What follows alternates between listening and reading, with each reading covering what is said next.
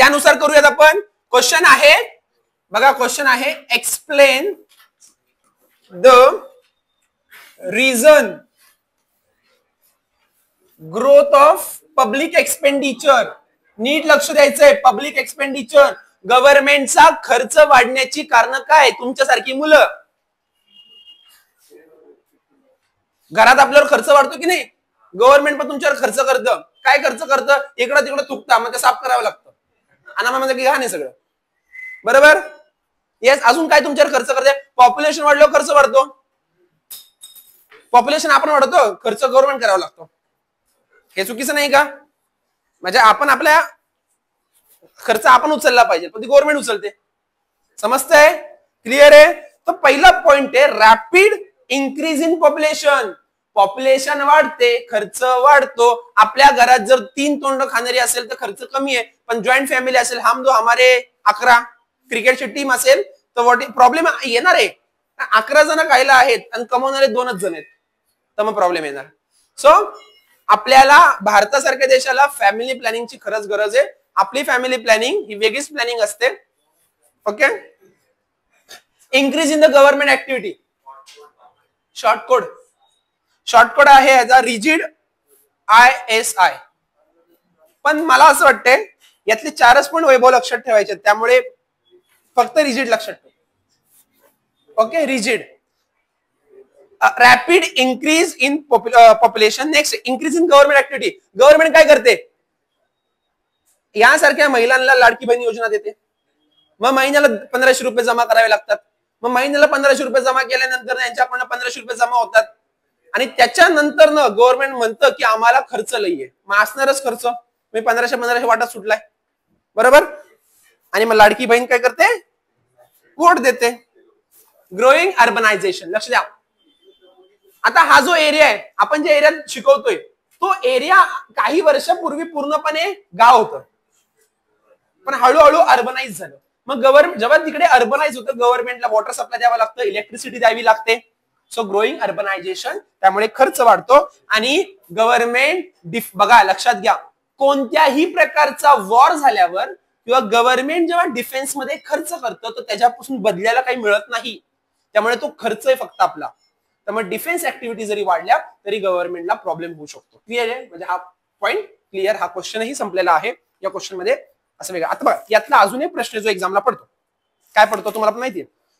Explain the non tax sources of revenue for government. Explain the non tax sources. बघा, explain the non tax sources of government. पाणी नाहीये का? खालना bottle आणू आपण, नंतर हे मध्ये काढतो मी. लक्ष द्या. Explain the non tax sources of government. इथे लक्ष द्या. चला रामराजे लक्ष दे. चल, हा प्रश्न येणार एक्झामला. किती टक्के? 200%. व्हिडिओ पण चालू आहे.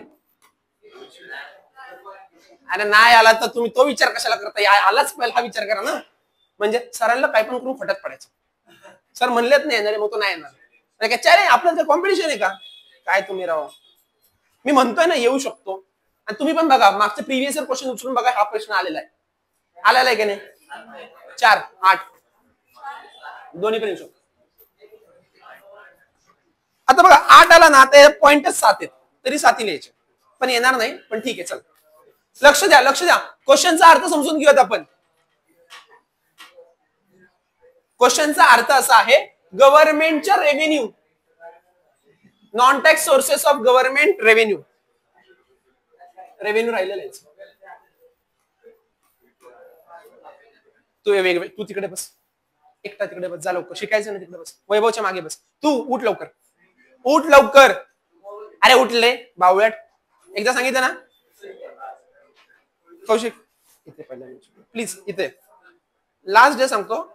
लवकर ये, तिकडे बोललो तुला मी. वैभवच्या मागे लवकर. मी देतो पुस्तक, ये लवकर. हे पुस्तक दे लवकर. तू त्याच्या लास्ट बेंचवर जाऊन बस. विचार करा ना, तुम्हाला जर माझ्या शेवटच्या लेक्चरलाही अरे बावळट जा ना तिकडे लवकर तू. हा शेवटच्या लेक्चरलाही सांगावं लागत असेल की असं असं वागा तर जरा अवघडच आहे. ओके चल लक्ष द्या. ओके मी काय म्हणलं क्वेश्चन काय नॉन टॅक्स बघा non tax sources of revenue गव्हर्नमेंटची जी इन्कम आहे जे टॅक्स नाहीये पण अशी येते तुम्हाला कुठल्या तरी मामाने पकडलं मामा म्हणजे हवालदार पोलीस हवालदार तर तो तुमच्याकडनं काय करतो रिश्वत घेतो रिश्वत जर नाही घेतली तर पावती पाडतो पावती पाडल्यानंतर न तो तुमचा काय गव्हर्नमेंटचा काय रेव्हेन्यू आहे गव्हर्नमेंटचा काय रेव्हेन्यू आहे समजतंय. तुम्ही आधार कार्ड काढताय आधार कार्डला तुम्ही काही 100-200 रुपये दिले जी गव्हर्नमेंटची फीज आहे ते पण गव्हर्नमेंटचं काय रेव्हेन्यू. तुम्ही लायसन काढायला गेला 600 रुपये रजिस्ट्रेशन फी भरली ते पण काय रेव्हेन्यू आहे. ओके बघा पहिला आहे फीज दुसरा आहे public prices of public goods and services. तुम्ही पीएमटी नाही फिरता 10 रुपये 20 रुपये देता ते गव्हर्नमेंटचे काय रेव्हेन्यू आहे बरोबर. त्याच्यानंतर स्पेशल असेसमेंट बघा 2 मार्काचा प्रश्न आहे स्पेशल असेसमेंट 2 मार्काचा प्रश्न आहे.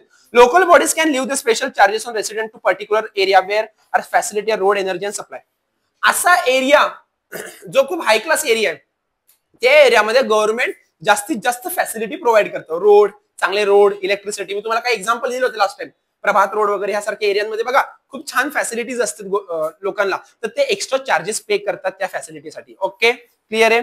आता फाईन्स अँड पेनल्टीज आता फाईन्स अँड पेनल्टी सांगितलं जर तुम्हाला जर तुम्ही काय लॉ तोडला ओके लॉच्या अगेन्स्ट वागला तुम्हाला फाईन्स अँड पेनल्टीज चार्ज करावी लागते म्हणजे तुम्हाला व्हायोलेट केला ट्रॅफिक रूल वगैरे तुम्हाला फाईन्स भरावे लागतात. आणि बघा नंतर आहे स्पेशल लिव्ह बघा स्पेशल लिव्ह दारू सिगारेट गुटखा याच्यावर गव्हर्नमेंट जास्त पैसे घेते स्पेशल लिव्ह देते तो सुद्धा गव्हर्नमेंटच्या रेव्हेन्यूचा पार्ट आहे समजतंय. येस सो हेच पॉईंट लक्षात ठेवा बॉरोईंग किंवा गव्हर्नमेंटनी बाहेरच्या कंट्रीला पैसे दिले तर हे पण सुद्धा बॉरोईंग आहे किंवा बाहेरच्या कंट्रीकडून पैसे घेतले. ओके चॅप्टर मध्ये असं वेगळं मी तुम्हाला सांगणार नाही काय इम्पॉर्टंट क्वेश्चन्स फक्त घेतोय त्यामुळे. आणि टाइप्स ऑफ बजेट बजेट किती प्रकारचे 3 प्रकारचे बजेट आहे. Budget you know the budget budget बघा येऊ शकतो प्रश्न बजेट 3 प्रकारचे 2-3 मार्काला. पहिला आहे सरप्लस बॅलन्स अँड डेफिसिट.